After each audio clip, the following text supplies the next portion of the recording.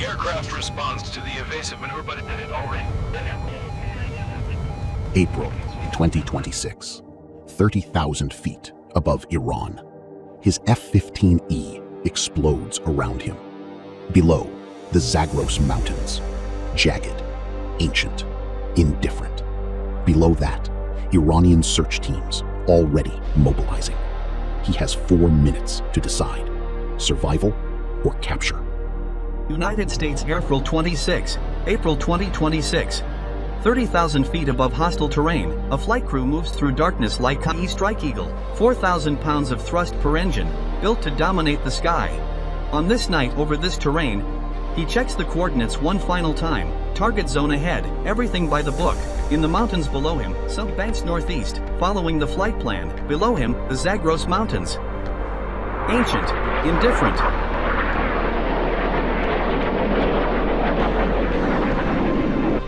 The missile warning activates. 3 seconds. In military aviation, 3 seconds is everything. The current missile launches from the valley floor.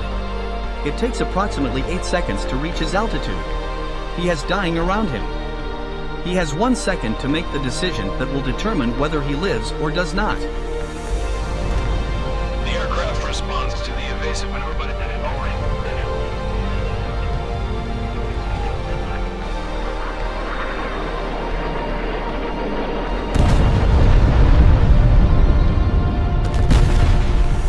Take a multi-millions find the handle. This moment, this exact moment, has been rehearsed thousands of times in training. The body does not need the mind to tell it what to do. The canopy separates. The rocket fires. In 0.3 seconds the flight lead is traveling upward at Opal. He is in freefall at 28,000 feet. The air temperature is minus 50 degrees Celsius. The thin adds the ripcord.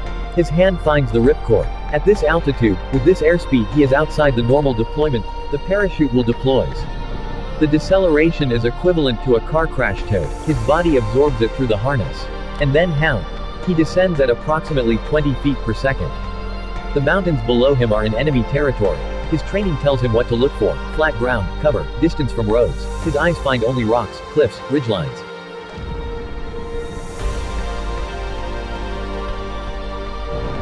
Below him, no flat ground, no open field, no road, no path, no clearing, only the mountain range. His boot scrapes the cliff face at 40 miles per hour. The sparks in the dark are visible for a fraction of a second. He stops against a boulder. For one moment, everything is still. He is on the ground, enemy ground. A hand emerges from beneath the white fabric. One gloved hand, reaching toward the stars above hostile territory. He performs the post-ejection assessment. Ribs not bruised, not broken. Knees tight mobile. First priority, hide the parachute. It is white. It is visible from any altitude, any direction, in any amount of moonlight. One button. One signal. Rescue. He holds it in his hand and does not press it.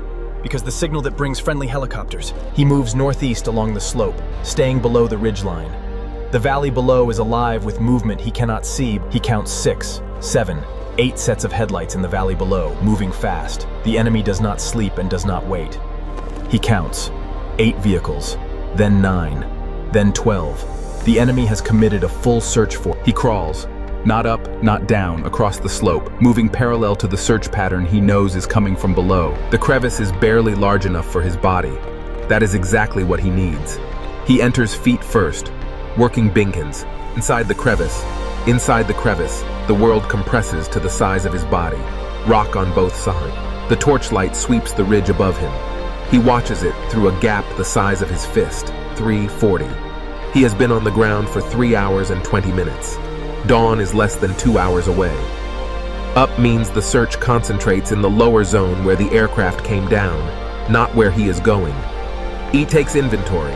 Signal mirror Tweller intact. Water purification tablets 12 remaining. Compass the Fuchtalig rates. He eats. A small bite fuel. Calculated fuel, not comfort. Dawn comes to the mountains. It comes to a landscape that has witnessed empires rise and fall and cares nothing for any of them. He watches the valley floor fill with soldiers. He cannot count them all. He stops trying. The mathematics of northeast. Northeast. The compass confirms what his instincts have already told him. Northeast Mitumits. He moves the way his training defined. boulder to boulder. Never expose himself on the skyline. Check behind before checking forward. The searchlight sweeps the slope 10 meters below his position. He does not breathe for 11 seconds. He counts them. The light pelican. The helicopter moves on. He allows himself to breathe. The shaking in his hands is normal. He controls it. He finds the hide at the base of 2 leaning boulders. The space inside is exactly the size of his body. He glass blanket. Inside the space blanket, his body temperature begins to recover. The rock is cold against his back. The dog pauses. For 2 seconds, the handler watches his dog, watching for the body language of a confirmed alert. The boot stops, 2 meters from the entrance rocks. The soldier has stopped at the edge of the hide. He is standing 14 hours on the ground. The search above him has passed twice and returned. He has not been found. He finds water, a trickle between rocks. He uses a purification tablet. He waits the required time. He cleans the wound. He uses the water as a mirror. He tears his undershirt for a bandage. He controls the pain. He eats the last of his food. He does not rush it. The mountain and the enemy forces will still be there when he finishes. He practices the mirror geometry for when the moment comes. He is not ready to signal. Needs a position with own trails, 35,000 feet above him. Friendly aircraft running a search pattern. He knows the pattern. He has run it himself on other days. He watches them through a gap the width of 2 fingers. He tracks them for as long as they cross his field of view. 20 hours on the ground. His body has reached the boundary of voluntary control. The training says rest. The boot scrape of the goat on rock sounds exactly like a human footstep. He is completely certain they have fangs. The goat moves upward without any hesitation. In any direction with a human threat, the animal would move away. He follows the goat's path. The terrain becomes near vertical in sections. His arms take the weight. From the ridge, he can see everything that has happened and everything that is coming. Behind him, the smoke from his air cooler. He watches them from above. They are professional. The enemy search teams know what they are doing. But that he takes out the mirror. He looks at it. He puts it away without using it. The enemy has helicopters in this sector. Second night. The temperature has dropped below freezing. At this altitude, the clear sky acts as a radiator. He looks at the stars, the same stars he flew through hours ago in an aircraft that no longer exists. The enemy has tripled its aerial assets. 3 helicopters now work the ridgelines with coordinated searchlight coverment. The beam reaches him. He has closed his eyes at the last possible moment. The light passes. 3 hours in one position. His knees are the worst. He comes out of the crack and extends them fully. There is barely enough to wet his lips. He collects it from every surface he can reach. Survival medicine defines the crevice. He finds snow in a shadowed crevice. He melts it in his hands instead. His hands pay the price. 32 hours. He runs the numbers again. The CSAR team has had 32 hours to position assets. He moves east. He is done with hiding. Hiding was survival. This is extraction. He identifies the descent route. Ledge to crack to ledge, the mountain face offers a navigable path to the plateau below. He counts to 8. Then he moves. 1 more meter of descent. Then another. 4 soldiers between him and the plateau. They are moving east, away from his descent route. If they maintain their pens, the patrol clears. The window is approximately 40 minutes before dawn makes the open face suicidal in terms of exposure. 20 seconds on open rock. Maximum exposure. The training says, in open terrain, speed is concealment. He assesses the position. Helicopter approach angles viable from the west. This is as good as the mountain is going to give him. Every decision, every hide, every silent hour in every cold rock crevice has been in service of this moment. The green light blinks. The signal transmits. Somewhere above the ionosphere, a satellite is receiving coordinate. In a tactical operations center, a beacon ping appears on a screen. The coordinates match the search area. He hears it before he sees it. The rotor pitch is different from the enemy helicopters he has been listening to for 32 hours. 2 aircraft, 1 pilot. The race is geometry and time. Everything that happens next happens in the next 4 minutes. Pre-dawn light from the eastern horizon is sufficient. 3 short flashes, 2 long, the pre-briefed authentication signal. The enemy helicopter is 500 meters away. Its searchlight crosses the plateau. He is inside the shadow of the rockets. He raises the mirror. 3 short, 2 long, the aircraft heading adjusts. They have seen it. They are coming. Inside the rescue helicopter, the special operations operator finds the signal. The authentication pattern matches the brief. The rescue helicopter from the west. The enemy from the north. The mathematics of the next 60 seconds will determine knots. The rotor wash hits him at 30 knots. He runs into it. His eyes are slits against the blast of grit. They run toward each other across a hostile plateau. The operator's hand finds his vest. They move. He is inside. The aircraft climbs immediately, not waiting for the door to close, not waiting for him to sit. The enemy helicopter arrives at the plateau 31 seconds after the rescue helicopter departs. It finds bare rock.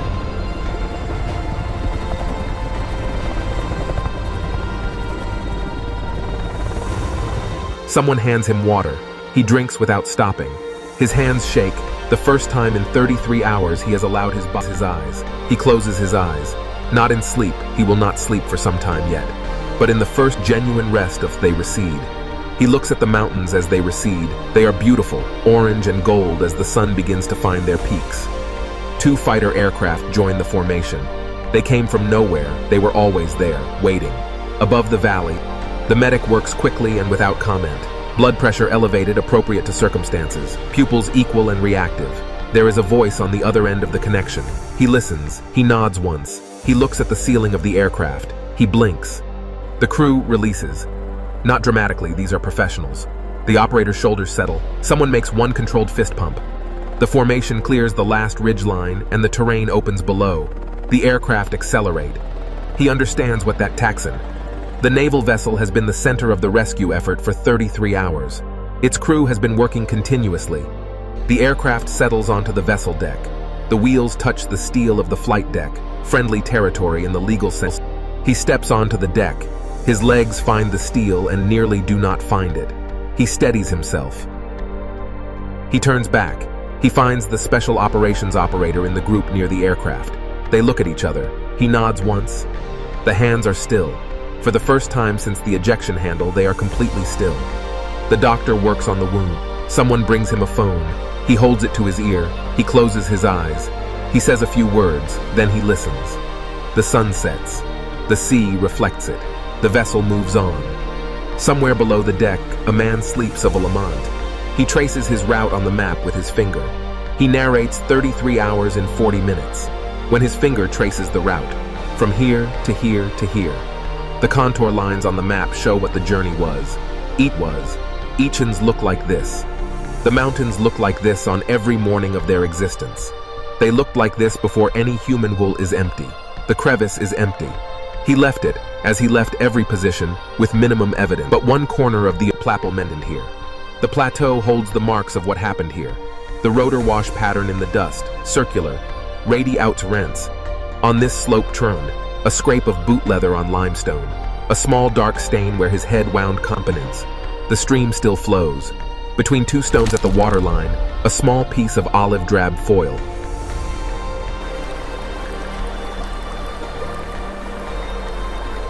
Though he will carry this sequence of images for the rest of his life.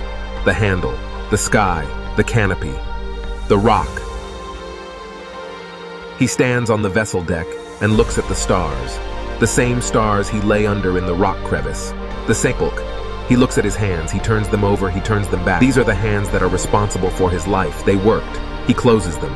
The ocean receives it. He breathes in. The ocean gives back. He does not need to be anywhere other than exactly here. He is a small figure against the ocean and the sky. He was a small figure against the mountain too. The difference of in the Kapov. From above, the vessel is a small cluster of lights in an enormous dark sea. This ship, which is his mountain, is beautiful in the morning light. It was beautiful before he arrived, and it is beautiful after he left. The crevice is cold and empty, and smaller than it looks from outside. From inside, facing the entrance, the next morning, he watches the sun rise over the ocean, the same sun that rose over the mountains. The story ends here, in these eyes, watching this sunrise. Hello viewers, thanks for watching. Please like, support, and subscribe to the channel. And don't forget to leave a comment.